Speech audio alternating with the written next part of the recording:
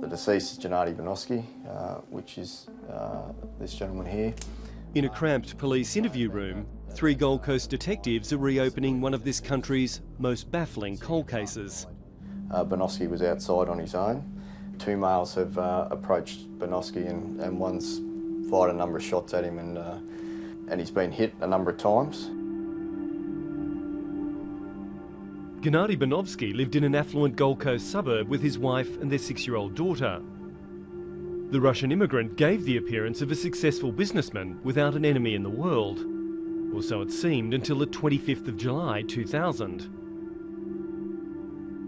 That night, as usual, Banovsky was taking out his rubbish bins when 2 assassins emerged from the darkness. So Banovsky was originally shot in the vicinity here. He's retreated in through the garage here and he's ended up dying here, which is where his body was located by QAS when they arrived. Gennady Banovsky's brutal killing would open the lid on his colourful and covert background and would lead back to Moscow, to a hidden KGB past and to a suspect with links to the feared Russian mafia. So these are the passports that were collected at Banovsky's house. The original murder investigators turned up multiple passports at Banovsky's home, including a crisp new one from Kazakhstan. There are certainly links to him being involved in the Russian army at a fairly high level.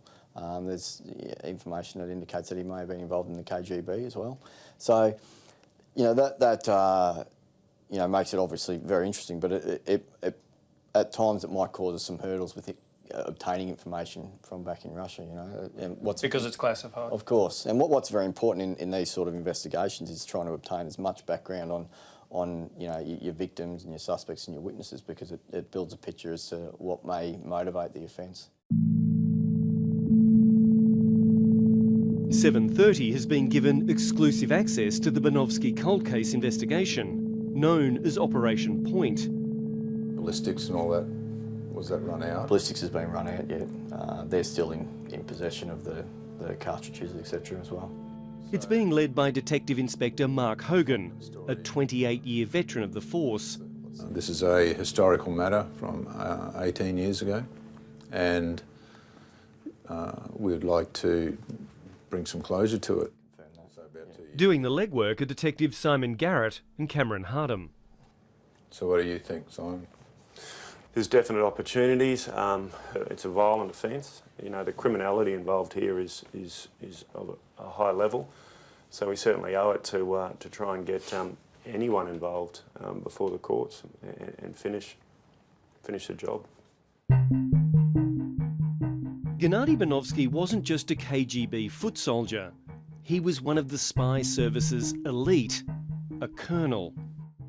At no time did I know he was in the KGB. That came out at the funeral. I thought he was a shopkeeper or something like that. I didn't realise that he was lethal. Former Gold Coast lawyer Kerry Salinger became close friends with the Banovskys. Now living in Israel, she remembers exactly what happened the day before the killing and how Banovsky was worried about business associates who claimed he owed them hundreds of thousands of dollars. Gennady turned up to my office one morning with this particular man and had told me that he had been approached by 2 men the night before at the casino who said to Gennady, "You had better pay up the money or otherwise you're a dead man." The next day, Gennady was gunned down in his front yard and was killed.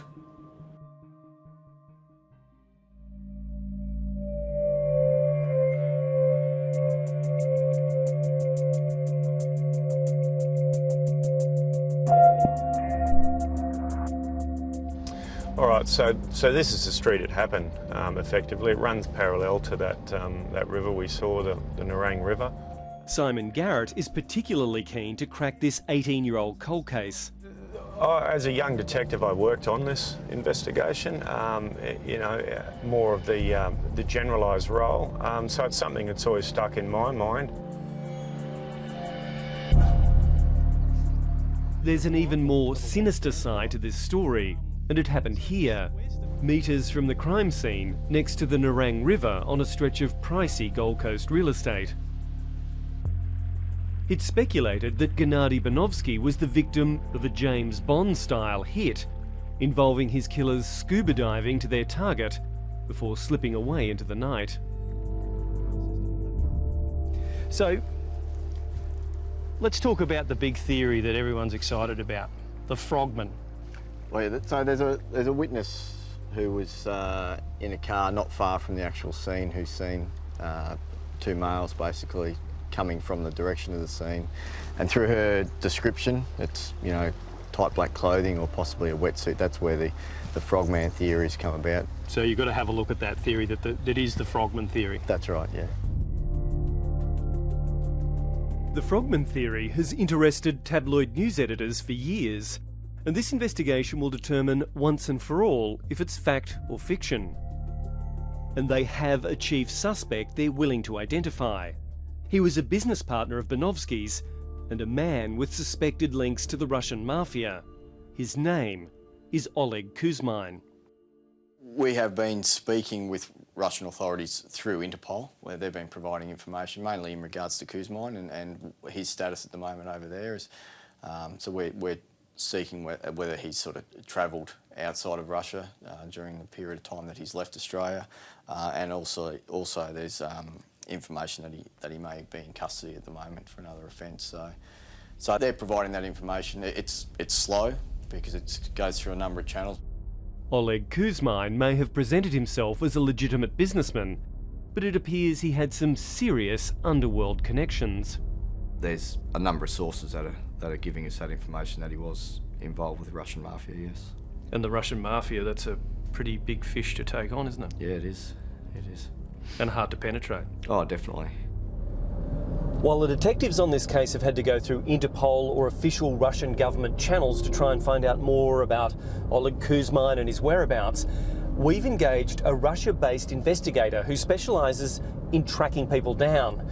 Now, I'm on my way back down to the Gold Coast to brief Senior Sergeant Cameron Hardham about what that investigator has found.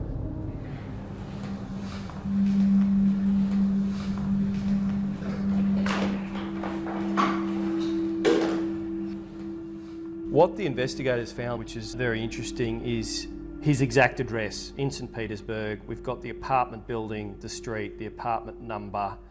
What we have here is where he's living right now. Yep. So this is helpful to find out exactly where he is. Yeah, definitely.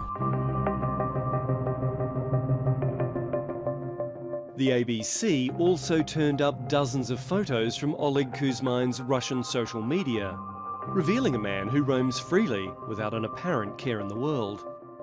Some of these photos suggest some very tropical locations, but he's obviously a bit of a traveller. It appears that way, yes. Yeah. As for the second, unnamed suspect, he could be a lot closer to the scene of the crime than his Russian comrade Kuzmin. The second suspect, that's the mystery guy. Yes. What do we know about him? Another associate of Banovsky and Kuzmin. Russian? Russian. And 7:30 has found where he is living now. His name is Valentin Mazny. He's about as far from the glitz and glamour of the Gold Coast as you can get. These days he lives near the banks of the Derwent River in the quiet suburbs of Hobart, and I've travelled to his home to try to talk to him. Mr. Mazny. Yeah. I'm Mark Willisey from the ABC. Yeah. I just want to have a quick word with you if you've got 5 minutes to talk to us. Oh, no, thank you. Yeah, just 5 minutes? Okay. Well, Mr. Mazny was home. He did answer the door. I did identify myself, and he didn't want to speak at all. I didn't even get a chance to explain that we wanted to follow up on the police investigation, the reopening of the cold case, and the fact that he's a possible person of interest. No comment. This is a recent image of Valentin Mazny. 7:30 has also obtained this photo showing Gennady Banovsky not long before his death. To his left is Mazny and Oleg Kuzmine. This woman in the photo is Kuzmine's then wife, and police believe she could be crucial to cracking the case. Yeah, look, she told us, similar to what she told previous investigators, that she had been with Oleg during the night, for the majority of the night, certainly over the period that the murder happened, and until he went out much later at night. Ludmila Kuzmina is no longer married to Oleg Kuzmine, but she's still living in Australia. 7:30 found her in Melbourne's outer suburbs. We're just here because we understand that you've been interviewed recently by the Queensland Police over the Banovsky murder in 2000. You gave a statement to police about your ex-husband, your husband at the time, Yes. and what his movements were on that night. Can you tell me where your husband Oleg was at the time of that murder that night? I've got no idea. I don't remember. You don't remember where he was? No. He wasn't with you? I don't remember much. Okay. Who do you think was responsible for the murder? I've got no idea. Did you know Mr. Banovsky? Yes, I did. What sort of man was he? Just a man. Family man. And he was a business partner of your husband at the time? Not at the time. 7:30 showed Detective Sergeant Cameron Hardam our exchange with Ludmila Kuzmina. I don't remember much.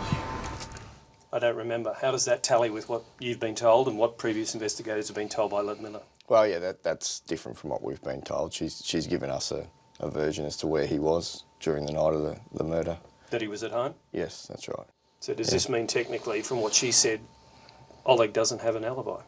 Yeah, well, if that's her correct version, that she doesn't know where he was, yeah, he doesn't have an alibi, that's right. After months of investigation, police believe there is really only one motive for the murder of Gennady Banovsky. A simple common motive: money. With Kuzmine, who's a fellow back in Russia, and Banovsky, they are involved in business. The business failed, and they lost significant amounts of money, Kuzmine in particular. Hi, Mark. Hey, Minister, how are you? Thanks Good for to coming. see you. Yeah, Thank you you very too. much. Thanks very much. Thank you for this. Yes. It's been a long road, so we're very pleased with this, and we thank you for your support. If money was the motive for the killing, police believe it could also be a factor in solving the murder. Today we're announcing the reward for the Banovsky murder investigation. A total of $250,000 has been approved by government and the Minister, so we'll have a press conference today and announce that, and hopefully that'll bring something to the surface and help us with the investigation. We know that there's people out there who can help deliver justice in respect of this case. Gennady Banovsky's wife and daughter, who's now in her 20s, declined to speak to 7:30 for this story. Wife went back inside. For the detectives of Operation Point, there is a quiet determination to finally solve this case, even if it means travelling to the other side of the world and confronting Oleg Kuzmine. It's certainly an objective of mine to have investigators travel to Russia. We wish to speak to that person in Russia and see what he's got to say.